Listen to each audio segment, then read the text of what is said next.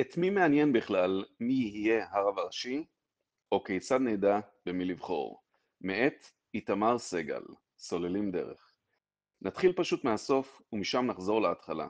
הרבנות הראשית, עוד לפני השאלה מי יעמוד בראשה, היא אחד המוסדות הציוניים החשובים ביותר. שוב, מבלי קשר מי עומד בראשה.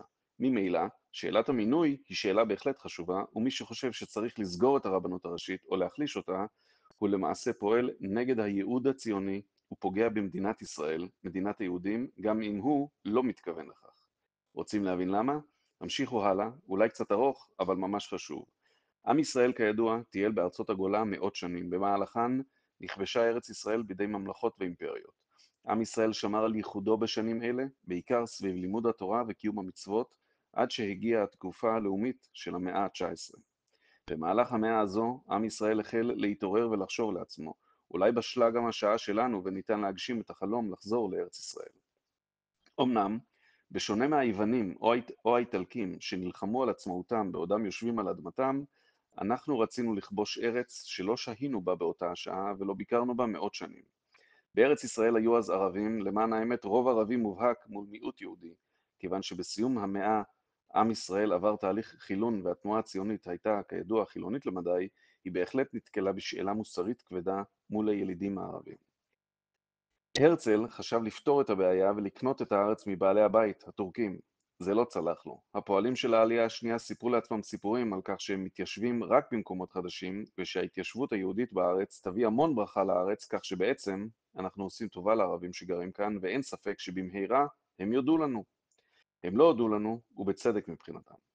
הערבים הבינו מצוין שבסוף התהליך יהיה רוב יהודי, מדינה יהודית, מלחמה וגירוש שלהם הילידים. כך או כך, גם הפועלים החילונים הבינו שאחת הערובות לטענה המוסרית על הארץ היא זהות ייחודית עמוקה, ותביעה מכוח הזהות היהודית הזו לקבל את הארץ בה ישבו אבותינו לפני מאות רבות של שנים, ולהקים בה מין יצור כלאיים לא מוגדר ולא מוסבר, מדינה יהודית. המטרה הזו, כך הסבירו הציונים, מספיק חשובה בכדי לדחוק את רגליהם של בעלי הבית, הילידים הערבים. הבעיה היא שלכאורה אין באמת דבר כזה מדינה יהודית. מדינה היא לא יצור חי, היא לא מקיימת מצוות, היא לא שומרת שבת ולא מתפללת במניין.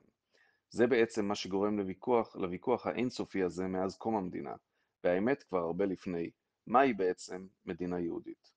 הרב אברהם הכהן קוק, שחי כאן במחצית הראשונה של המאה הקודמת, הבין את זה מצוין, ומיד עם הכיבוש הבריטי פעל מול הנציב הבריטי כדי להקים לצד המוסדות הציוניים שפעלו וקמו באותה העת מוסד חדש שיבטא את הרעיון שעם ישראל בארץ ישראל הוא לא רק אוסף של יחידים, וכן את המשמעות החדשה שהתורה מקבלת עם השיבה לארץ. כך, הרבה לפני הקמת המדינה, הוקמה הרבנות הראשית לישראל, בראשה עמד בתחילה הרב קוק זצ"ל. אז איך בדיוק נראית מדינה יהודית, ואיפה הקו, אם תרצו, הסטטוס קוו, עובר? זה באמת ויכוח שלא ייגמר בקרוב. אבל מה שברור הוא שכיוון שהזהות הייחודית היהודית היא ההצדקה לעצם ישיבתנו פה ולכיבוש הארץ, ועל זה התבסס האתוס הציוני, הרעיון של הפרדת דת ממדינה, כלומר הכרזה על המדינה כנטולת שום הקשר לדת, היא פשע אנטי-ציוני בל יימחה. אז אחרי שהבנו למה הפרדת דת ממדינה זה המעשה הכי אנטי-ציוני שקיים, וממילא גם ממש לא מוסרי, כבר לא מסובך להבין למה הרבנות הראשית היא מוסד שאמור מאוד לעניין כל ישראלי, כן, גם ישראלי שמגדיר את עצמו חילוני למהדרין.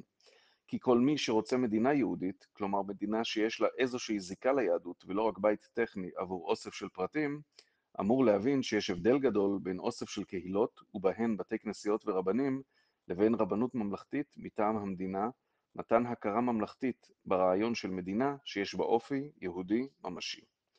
רוב מוחלט מעם ישראל, וזה כולל רוב מוחץ של הציבור החילוני, מזהה את עצמו כיהודי ורוצה לחיות במדינה שקוראת לעצמה מדינה יהודית. זהו ציבור שהרבנות הראשית חשובה עבורו מאוד, גם אם הוא לא מתעניין בה ביום יום.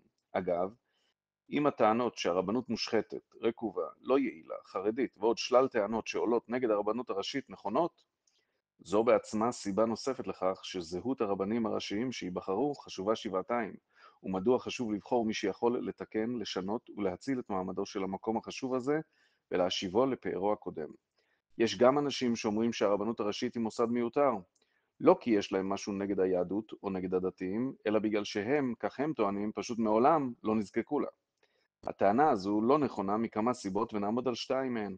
ראשית, והיא התשובה הפחות עיקרית, כל אדם כמעט נזקק במהלך חייו לשירותי הרבנות. בין אם הוא שומר כשרות ובין לצערנו בעת פטירת קרוב משפחה. אבל העיקר הוא שאותם אנשים מפספסים את הנקודה. מעולם אדם לא נזקק לשירותיו של דגל עם שני פסים כחולים ומגן דוד, ובכל זאת איש לא חושב שמדובר בדבר מיותר, כיוון שזהו סמל מהותי המעיד על פרצופה של המדינה. כך בדיוק לגבי הרבנות הראשית.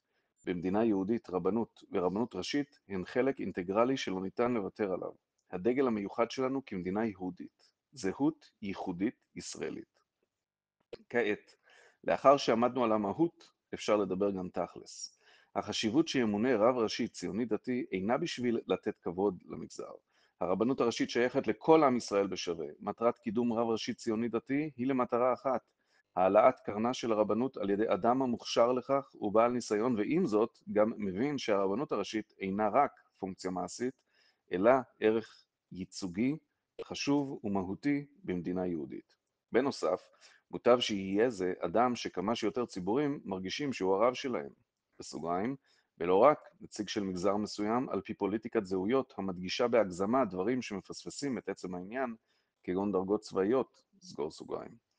אנחנו לא בוחרים בעצמנו את הרבנים הראשיים. מי שבוחר אותם הם 150, הפעם רק 140, חברי הגוף הבוחר. מצופה מאותם חברי גוף בוחר לבחור את האדם שהכי מתאים כדי לקדם את הרבנות לאור מה שנכתב כאן. תלמיד חכם יודע ספר, מבין את מלחמת התרבות הכללית, ובעל ניסיון שמכיר ומבין מהי מדינת ישראל ומה ערכה הרוחני, מהי משמעות התורה בעידן המיוחד בו אנו חיים, וגם שידע לעמוד נגד אלו שמנסים לחסום את היהדות במרחב הציבורי, ולא חלילה להיות אדיש כלפיהם. על הגוף הבוחר לבחור את האדם המקובל ביותר על כמה שיותר מגזרים, האדם הכי כלל ישראלי. מאת איתמר סגל, סוללים דרך, קרא יהושע בנצ'ק.